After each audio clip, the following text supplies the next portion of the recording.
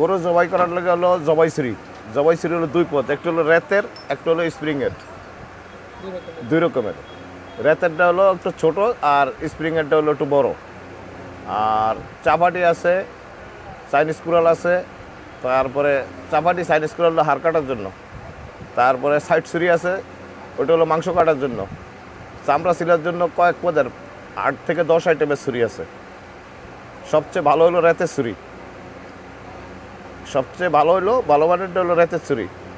এরপরে হলো স্প্রিংয়ের ছুরি, এরপরে আছে কাঁচা লোহার ছুরি, এরপরে আছে আবার রেলের লোহার ছুরি। 8 থেকে 10 আইটেমের ছুরি আছে এই চামড়া ছিলার জন্য। এক এক কর্মকারে এক এক সিস্টেমের মাল বানায়, এক একজনেরটা এক এক আইটেম। ব্যক্তি তার এক হাতের মাল না, ব্যক্তি তার এক জায়গার মাল না, এক একটা এক এক জায়গার মাল। এই জন্য এক একটার সিস্টেম এক এক রকম। কিন্তু চামড়া ছিলার জন্য যেটা মাথা একটু চোখা কম খাটো, ওইটাই সবচেয়ে বেটার।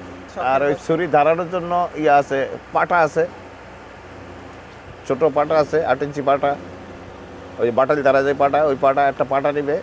আর স্টিল আছে, স্টিল দিয়ে ওই যে ছুরির ভিতরে তেল ছাড়ায়। খালি জবাইয়ের ছুরিটাই লম্বা।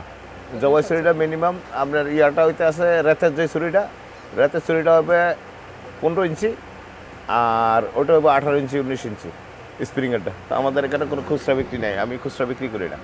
আমাদের এখানে পাইকারি তো গত বছর আলহামদুলিল্লাহ আল্লাহ বহুত ভালো বিক্রি দিছিল। প্রায় টোটালি 40-50 লক্ষ টাকার মাল বিকছিলাম, 40-50 লক্ষ।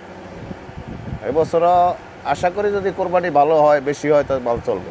আর যদি কোরবানি কম, এটা কোরবানির উপর ডিপেন্ড করে হলো এই মাল চলে।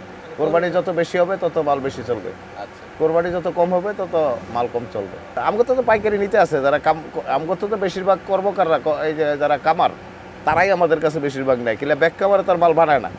হ্যাঁ, যখন পাইকারি হোলসেল মাল বানায় 210 টাকা কামার, 210 টাকা কামারের ভিতরে যদি 200-400 কামার থাকে, বাকিরা আমাদের থেকে কিনে নিয়ে বেছে। সারা বছর তো আর এগুলি চলে না, এগুলি চলবো এক মাস পরে এটা টোটালি বন্ধ। আমাদের দোকান হলো টঙ্গী বাজার লাভলি সুপার মার্কেট, আখি এন্টারপ্রাইজ।